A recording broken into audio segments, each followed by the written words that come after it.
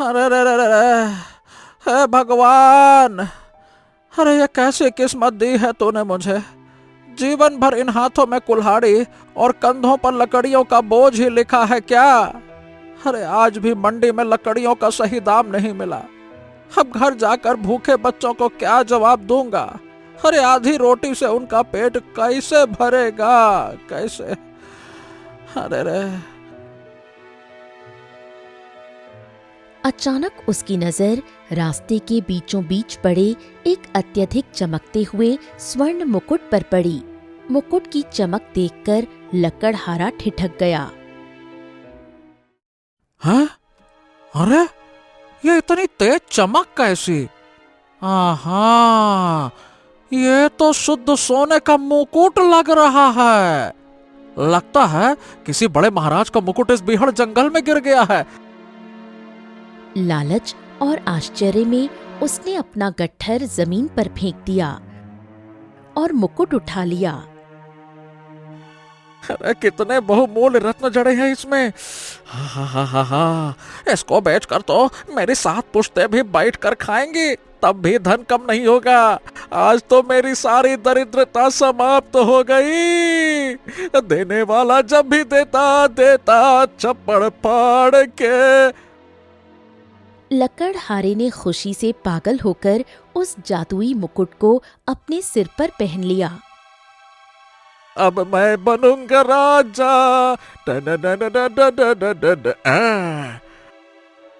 मुकुट सिर पर रखते ही अचानक उसके रत्नों से एक तीव्र प्रकाश फैला। लकड़हारा भय से चीख उठा और देखते ही देखते उसी मुकुट के भीतर समा गया। जंगल फिर से शांत हो गया, मानो कुछ हुआ ही ना हो। लकड़हारे के मुकुट में समाते ही पेड़ की डाल से उड़ता हुआ एक तोता नीचे उतरा और अपने पंजों में उस जादुई मुकुट को उठा लिया। तभी पास की घनी झाड़ियों के पीछे से एक व्यक्ति बाहर निकला। हाँ, इस लकड़हारे को मिलाकर मैंने पूरे 7 इंसानों की रूहों को इस मुकुट में कैद कर लिया। चलो, आज का काम तो मेरा पूरा हो गया। उस व्यक्ति ने उस मुकुट को अपनी झोली में डाल लिया। तोता उसके कंधे पर आकर बैठ गया और दोनों जंगल की ओर गहरे अंधकार में गायब हो गए। कुछ देर बाद वो व्यक्ति, जिसका नाम सोहन था, घने जंगल की एक अंधेरी गुफा में प्रवेश कर गया। गुफा के भीतर तंत्र मंत्र की वस्तुएं बिखरी हुई थीं। उसने मुकुट को धरती पर रख दिया और तोते की ओर देखा। हाँ, तो तुमने जैसा कहा था मैंने बिल्कुल वैसा किया। अब बताओ आगे क्या करना है? बहुत आसान है। देखो, तुम्हें इस मुकुट में जो बहुमूल्य मोती दिख रहे हैं ना, अब तुम उन मोतियों को इस मुकुट से आसानी से निकाल सकते हो, क्योंकि इस मुकुट के अंदर 7 रूहें कैद हैं और तुम नहीं जानते कि इन मोतियों की कीमत कितनी है। ये अत्यंत कीमती मोती हैं। जिसके पास ये मोती होते हैं, संसार में उससे अधिक धनवान कोई नहीं होता। मुकुट में जड़े हुए ये मोती साधारण मोती नहीं हैं, बल्कि इच्छा पूर्ति करने वाले मोती हैं। सोहन गहरी सोच में डूब गया। उसकी आंखों में लालच और संशय एक साथ तैर रहे थे। चलो ये भी ठीक है, मैं इन मोतियों को इस मुकुट से निकाल दूंगा, लेकिन तुमने मुझे वचन दिया था कि तुम मुझे मेरे भाई मोहन से मिलाओगे। कहाँ है वो? तोते ने गहरी नजर से सोहन को देखा। मिल जाएगा, मिल जाएगा, वो भी मिल जाएगा। पहले मुकुट से मोती तो निकालो। सोहन ने तोते को शक भरी नजरों से देखा। किसी भी कीमत पर नहीं, पहले मुझे मेरे भाई मोहन से मिलवाओ, उसके बाद ही मैं मुकुट से मोती निकालूंगा। तोता कुछ क्षण मौन रहा, फिर उसकी आंखों में एक विचित्र चमक उभरी।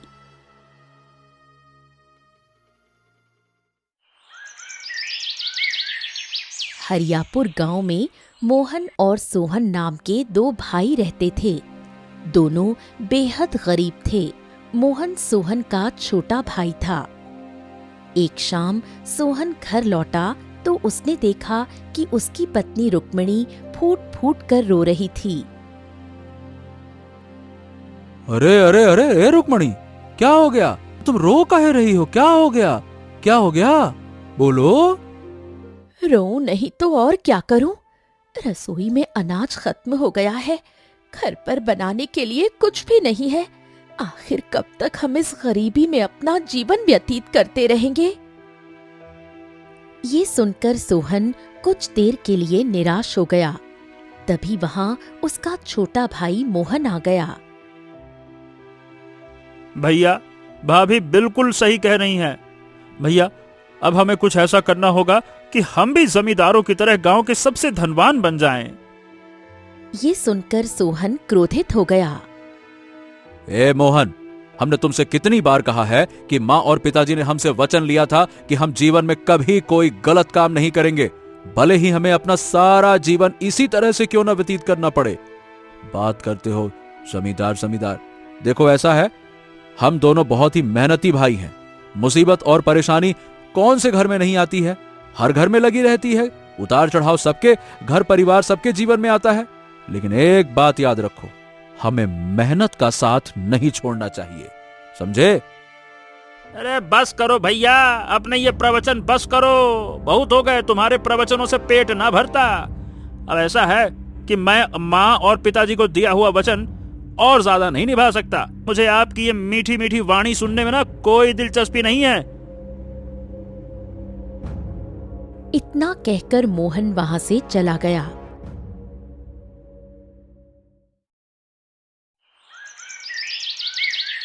अगले दिन सोहन मजदूरी पर जाने की तैयारी कर रहा था कि तभी मोहन फिर उसके सामने आ खड़ा हुआ। भैया, मैंने सोच लिया है कि अब मैं व्यापार करूंगा। व्यापार? अरे छोटे व्यापार करने के लिए धन की आवश्यकता होती है, और हमारे पास इतना धन कहाँ है, बता। चाहे जो भी हो, मैंने सोच लिया है, और मैं धन के लिए जमींदार से कर्ज लूंगा। गजब बात करता है तू भी। अरे तू जानता है कि जमींदार का ब्याज कितना ज्यादा होता है? इसके बाद भी। वो सब मैं देख लूंगा भैया। व्यापार में मुनाफा भी होता है, ये भी ध्यान रखो। ब्याज ब्याज ब्याज। इतना कहकर मोहन वहां से चला गया। कुछ देर बाद मोहन जमींदार की हवेली पहुंचा।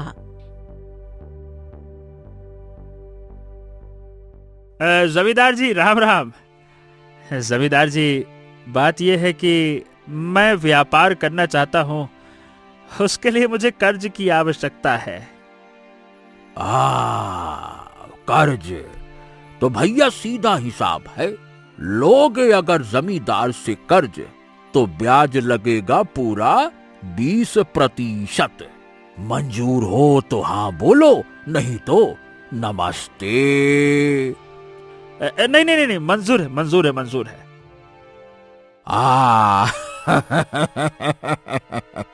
देखो भैया, ऐसा है कि वैसे तो मैं जब भी किसी को कर्ज देता हूं ना, तो कुछ ना कुछ गिरवी रखवा लेता हूं, भाई सुरक्षा के लिए और काहे के लिए। लेकिन देखो भैया, मैं तुम्हें और तुम्हारे बड़े भाई सोहन को बहुत अच्छी तरह से जानता हूं। पूरे गांव में तुम दोनों की मेहनत की मिसाल दी जाती है। मुझे पूरा विश्वास है कि तुम ईमानदारी से मेरा कर्ज ब्याज सहित मुझे लौटा दोगे, है ना? है ना? लौटा दोगे, मुझे पता है, पता है। इतना कहकर जमींदार ने मोहन को कुछ मुद्राएं पकड़ा दी।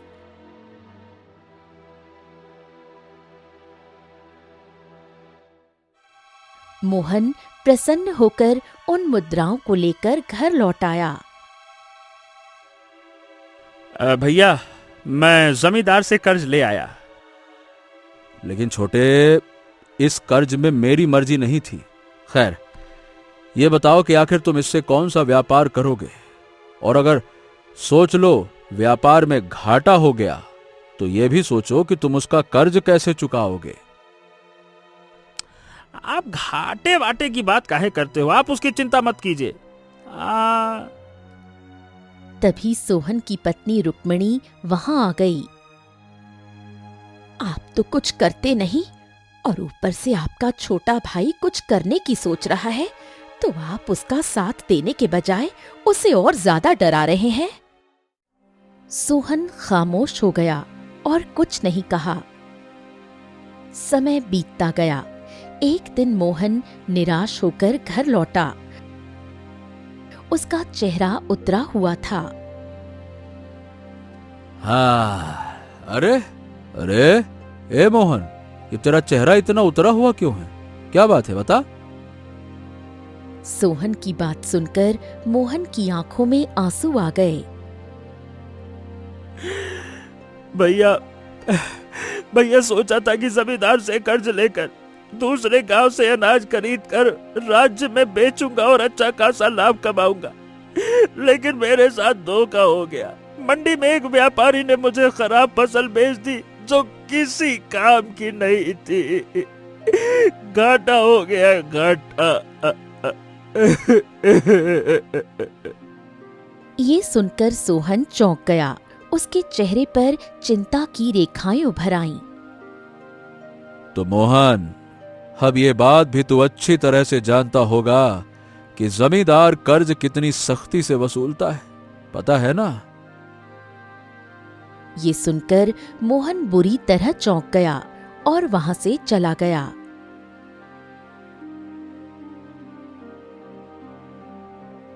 समय बीतता गया। एक दिन जमींदार गुस्से से सोहन के घर का दरवाजा खटखटाने लगा। सोहन ने दरवाजा खोला और जमींदार को देखकर चौंक गया।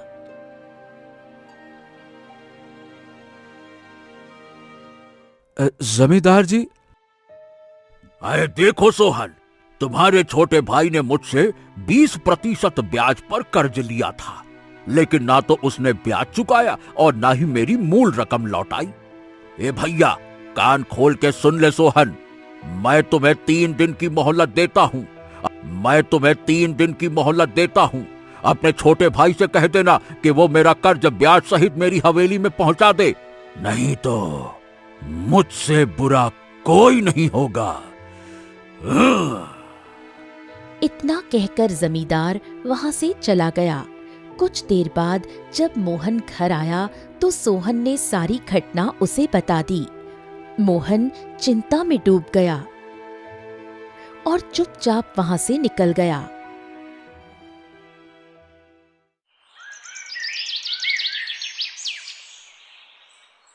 उस दिन के बाद मोहन का सारा समय जंगल में बीतने लगा। वो जमींदार के कर्ज से छुटकारा पाने की योजनाएं सोचता रहा। एक दिन वो गहरी सोच में डूबा एक वृक्ष के नीचे बैठा था कि अचानक उसकी नजर पास ही एक गुफा पर पड़ी। मोहन ने तुरंत अपने कदम गुफा की ओर बढ़ा दिए। कुछ देर बाद मोहन गुफा के भीतर पहुंचा। अंदर एक तांत्रिक आंखें बंद किए बैठा था। उसके सामने एक प्राचीन पुस्तक रखी थी। अचानक तांत्रिक ने अपनी आंखें खोलीं और मोहन की ओर देखा। कौन हो तुम? मेरा नाम तो मोहन है, लेकिन तुम कौन हो? और ये किताब कैसी है? और इसके अंदर से ये प्रकाश कैसे फूट रहा है? क्या चक्कर है ये? ये साधारण किताब नहीं है बच्चे, ये कई विधाओं की पुस्तक है। इसके भीतर बहुत से खतरनाक और दिव्य चमत्कारी मंत्र लिखे हुए हैं। यदि इन मंत्रों की सिद्धि कोई मनुष्य कर ले तो वो अत्यंत धनवान बन सकता है। ये सुनकर मोहन की आंखों में लालच की परछाइयां चमकने लगीं। तांत्रिक ने उस लालच को पढ़ लिया। लगता है तुझे धन की बहुत ज्यादा लालसा है, क्यों? अब मैं क्या बताऊं? मैं तो बचपन से ही बहुत ज्यादा धनवान और शक्तिशाली बनना चाहता हूं। हाँ। तो फिर ये किताब आज से तेरी हुई। रख ले। और हाँ, ये देख, इसमें जो मंत्र लिखा है उसका जाप करना प्रारंभ कर। अगर तेरी सिद्धि सफल हो गई तो तेरे सामने एक बड़ा ही जादुई और विचित्र मुकुट प्रकट होगा। उस मुकुट में अत्यंत कीमती जादुई मोती जड़े होंगे। वो मोती जिसके पास होंगे वो संसार का सबसे ताकतवर और धनी व्यक्ति होगा। लेकिन एक बात याद रखना, मुकुट प्राप्त करने के बाद तू सीधे तौर पर उसके मोतियों को नहीं निकाल सकता। पहले मेरी पूरी बात समझ। तुझे बड़ी ही चतुराई से किसी भोले मनुष्य को अपनी बातों में फंसाना होगा। इस मुकुट की विचित्रता यह है, जब भी कोई मनुष्य लालच की नीयत से उसके मोतियों को स्पर्श करेगा वो उसी मुकुट के भीतर समा जाएगा। और जब यह मुकुट 7 मनुष्यों को अपने भीतर कैद कर लेगा तभी उसके जड़े हुए मोती निकाले जा सकते हैं। लेकिन ध्यान रहे, मुकुट के मोती वही मनुष्य निकाल सकता है जिसने उन 7 मनुष्यों को उसमें कैद किया हो। और यह भी याद रखना, जैसे ही वो मुकुट से मोती निकालेगा वो स्वयं भी हमेशा हमेशा के लिए उसी मुकुट में कैद हो जाएगा। ये सुनकर मोहन गहरी सोच में डूब गया। आ गया मुझे समझ में कि मुझे करना क्या है। सोहन, मेरा भाई सोहन बहुत ही भोला भाला इंसान है। मुझे कैसे भी करके उसे अपनी बातों में फंसाना होगा, लेकिन कैसे, बस मुझे ये समझ में नहीं आता। सोहन जितना भोला है उतना ही ईमानदार भी है। तांत्रिक जोर से हंस पड़ा।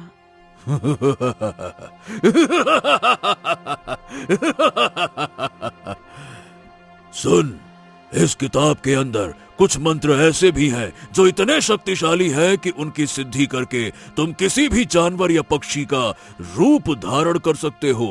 लेकिन ध्यान रहे, अगर तुम अपने भाई का इस्तेमाल करोगे तो जब तुम्हारा भाई अपने मकसद में कामयाब हो जाएगा और अगर वो मुकुट से मोती निकालेगा तो वो मोती तुम्हें तो मिल जाएंगे और तुम शक्तिशाली भी हो जाओगे, लेकिन तुम्हारा भाई हमेशा के लिए मुकुट में कैद हो जाएगा। समझे? यही है चक्कर। अब फैसला तुम्हारे हाथों में है कि तुम्हें इस किताब का इस्तेमाल कैसे करना है। ये किताब मैं तुम्हें देकर जा रहा हूं। ओम बगड़बम बगड़बम बगड़बम। इतना कहकर तांत्रिक वहां से चला गया। मोहन ने किताब खोली और मंत्र पढ़ने लगा। कुछ देर बाद उसकी आंखों में एक विचित्र चमक उभर आई। समझ गया, मैं तोते का रूप धारण करके अपने भाई को आसानी से मूर्ख बना सकता हूँ। मोहन ने पुस्तक खोली और मंत्रों का जाप करने लगा। समय बीतता गया। इधर दूसरी ओर जब मोहन कई दिनों तक घर वापस नहीं आया तो सोहन चिंता में पड़ गया। हा, न जाने कितने दिन हो गए लेकिन मोहन घर नहीं आया। अब तो मुझे चिंता होने लगी है। रुक्मणी, पता नहीं कहाँ रह गया ये पगला। कहीं ऐसा तो नहीं कि जमींदार ने उसे कोई नुकसान पहुंचा दिया हो। ये सुनकर सोहन की आंखों में आंसू आ गए। क्या कहूं, काश मेरे पास धन होता तो मैं जमींदार का कर्ज चुका देता। न जाने जमींदार ने मेरे भाई के साथ क्या बुरा किया होगा। वो बेचारा मासूम है, अभी उसे दुनियादारी नहीं पता। अब यहाँ बातें करने से क्या होगा? जमींदार से पूछ कर आओ कि मोहन कहाँ है। क्या पता उसने कहीं मोहन को अपनी हवेली में बंदी बनाकर रखा हो। ये सुनकर सोहन तुरंत जमींदार की हवेली की ओर चल पड़ा।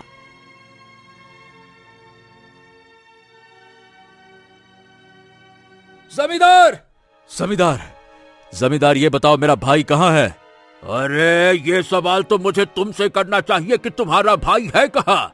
मैं तो तुम्हारे घर ही आने वाला था। कहाँ है तुम्हारा छोटा भाई है?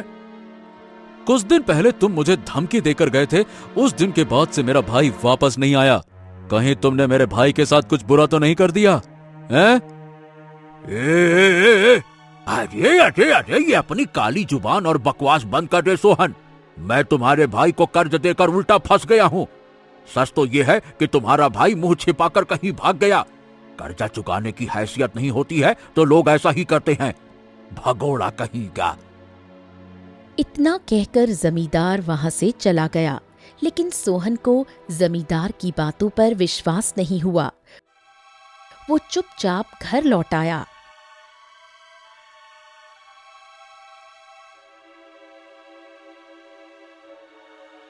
इधर दूसरी ओर मोहन कई दिनों से मंत्रों की सिद्धि कर रहा था। अचानक उसने अपनी आंखें खोलीं। उसके सामने रंग बिरंगे प्रकाश के साथ एक बड़ा ही विचित्र मुकुट प्रकट हुआ। वाह आखिरकार मैंने सिद्धि प्राप्त कर ली। मुकुट आखिरकार मैंने प्राप्त कर लिया। अब मुझे एक पक्षी का रूप धारण करना है और थोड़ा सा अपने बड़े भाई को उकसाना है। इतना कहकर मोहन ने मंत्र पढ़ा। अगले ही पल रंग बिरंगे प्रकाश के बीच वो एक तोते में परिवर्तित हो गया। उसने मुकुट को उठाया और वहां से उड़ गया। आधी रात के समय सोहन गहरी चिंता में था। चांदनी फीकी थी और वातावरण में सन्नाटा पसरा था। तभी मोहन, जो तोते के रूप में था, मुकुट लेकर उड़ता हुआ सोहन के सामने आ गया। सोहन नहीं जानता था कि तोते के रूप में उसका अपना भाई ही था। मुकुट की चमक देखकर सोहन चौंक गया। डरने की जरूरत नहीं है। ये कोई साधारण मुकुट नहीं बल्कि एक जादुई मुकुट है। तोते को मनुष्य की भाषा में बोलते देखकर सोहन भयभीत हो गया। हे भगवान, ये क्या चक्कर है? हे भगवान, ये क्या? ये तो कोई मायावी तोता लगता है। ये मनुष्य की आवाज में कैसे बात कर रहा है? डरो मत, मैं तुम्हें कोई नुकसान नहीं पहुंचाऊंगा। मैं ये मुकुट तुम्हारे पास इसलिए लाया हूँ ताकि तुम इसके जरिए बहुत ज्यादा धनवान बन सको। हाँ। ये सुनकर सोहन चौंक गया। क्या? नहीं, मुझे धनवान बनने की इच्छा कभी नहीं रही। लेकिन तुम अपने भाई से तो प्रेम करते हो ना। देखो, मैं जानता हूँ कि काफी समय से तुम्हारा भाई घर पर नहीं आया, वो लापता है। लेकिन तुम्हें मेरे भाई के बारे में कैसे पता? तुम बस मेरी बात ध्यान से सुनो। जमींदार एक बहुत ही धोखेबाज व्यक्ति है। वो तंत्र मंत्र और तांत्रिकों का सहारा लेता रहता है अपने दुश्मनों से बदला लेने के लिए। उसने तुम्हारे भाई मोहन को गायब करवा दिया है। अगर तुम अपने भाई मोहन को वापस पाना चाहते हो और धनवान बनना चाहते हो तो तुम्हें एक काम करना होगा। कौन सा काम? तुम्हें इस मुकुट के अंदर 7 मनुष्यों को कैद करना होगा। ये सुनकर सोहन चौंक गया। क्या बात कर रहे हो? लेकिन इस मुकुट के अंदर 7 लोग कैसे कैद किए जा सकते हैं? ये क्या बात हुई? बड़ा ही आसान है। तुम इस मुकुट को बड़ी ही चतुराई से किसी भी गरीब मनुष्य के सामने रख दो, या कुछ ऐसा करो कि उसकी नजर इस मुकुट पे पड़ जाए। बस इसमें जड़े हुए नायाब मोतियों को देखकर उस गरीब मनुष्य की आंखों में लालच जाग ही उठेगा। जैसे ही वो इस मुकुट को अपने सर पर पहनेगा या इसके मोतियों को निकालने का प्रयास करेगा, वो तुरंत इस मुकुट के अंदर समा जाएगा और जब 7 मनुष्य इस मुकुट के अंदर समा जाएंगे तब तुम इसके हीरे और मोती आसानी से निकाल सकोगे। उससे पहले तुम इन्हें नहीं निकाल सकते। सोहन गहरी सोच में डूब गया। देखो, हाँ, मुझे धन का कोई लालच नहीं है, लेकिन हाँ, मैं ये काम जरूर करूंगा, लेकिन इन मोतियों के लिए नहीं, बल्कि अपने भाई मोहन के लिए। जब से वो गया है ना, उसकी भाभी का रो रो कर बुरा हाल है। तो फिर ठीक है, तुम इन मोतियों को निकाल कर मुझे दे देना अगर तुम्हें मोती नहीं चाहिए तो। सोहन तैयार हो गया।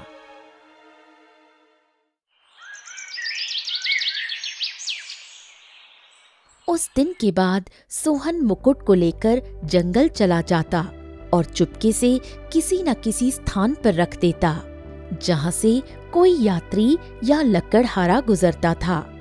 जब भी कोई गरीब यात्री उस मुकुट को देखता, उसके मन में लालच की परछाइयां तैरने लगती। जैसे ही वो मुकुट को छूता या पहनने की कोशिश करता, वो तुरंत मुकुट के अंदर समा जाता। धीरे धीरे 7 मनुष्य उस मुकुट के भीतर कैद हो गए। अगले ही पल रंग बिरंगी चमक के साथ तोता मोहन के रूप में परिवर्तित हो गया। मोहन? तो तू ही तोते के रूप में था? हाँ भैया, मैं ही था, और ये सब मैंने धनवान बनने के लिए किया। अरे भैया, सोच कर देखिए, 7 लोग इस मुकुट के अंदर कैद हैं, मुकुट आपके सामने है। अरे इसके नायाब कीमती मोती निकाल कर मुझे दे दीजिए। ये सुनकर सोहन की आंखों में आंसू आ गए। अच्छा, इसका मतलब तूने मुझे जो बताया था, जमींदार के बारे में जो कहा था, यानी कि वो सब कुछ झूठ था। ओहो, झूठ बोलना पड़ा भैया। सोचिए, हाँ, झूठ के पीछे पड़े हो, मोतियों के पीछे पड़ो। हम शक्तिशाली भी हो जाएंगे, अमीर भी हो जाएंगे। अरे क्या आप ये सब कुछ नहीं चाहते क्या? सोहन की आंखों से आंसू बहने लगे। मुझे तुझसे ये उम्मीद ना थी रे मोहन। तूने धन के लालच में 7 निर्दोष मनुष्यों को मेरे जरिए इस मुकुट में फंसा दिया। उनका भी तो परिवार होगा रे।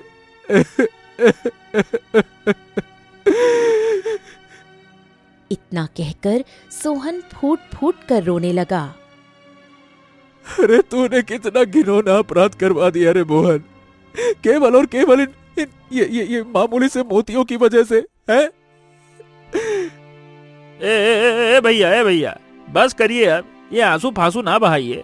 वो सभी अपने लालच के भेंट चढ़े हैं। मैंने जबरदस्ती धक्का नहीं दिया कि इसमें धक्का दे के घुसेड़ दिया हो। अरे ये बताइए, क्या मैंने जबरदस्ती मुकुट उनके हाथों में दिया था क्या? चलिए, अरे बस रोना धोना बंद करिए, अब देर मत कीजिए, मुझसे रहा नहीं जा रहा है। इन मोतियों को मुकुट से निकाल दीजिए, चलिए जल्दी करिए। अरे देख क्या रहे हैं, जल्दी करिए, चलिए चलिए चलिए, जल्दी जल्दी। मोहन के भीतर लालच पूरी तरह हावी हो चुका था। वो ये भूल गया था कि जो भी इन मोतियों को निकालेगा, वो स्वयं भी मुकुट में कैद हो जाएगा। असंभव, असंभव। मैं किसी भी कीमत पर अभी मोतियों को नहीं निकालूंगा, चाहे कुछ भी हो जाए। क्रोध और लालच से अंधे हो चुके मोहन ने अचानक मुकुट को पकड़ लिया। जैसे ही उसने एक मोती को स्पर्श किया, अगले ही पल रंग बिरंगी चमक के साथ वो स्वयं मुकुट के भीतर समा गया। उसी क्षण मुकुट के अंदर से वो 7 मनुष्य बाहर निकल आए, जो सोहन की वजह से कैद हुए थे। वो सभी भयभीत अवस्था में अपने अपने घरों की ओर भाग गए।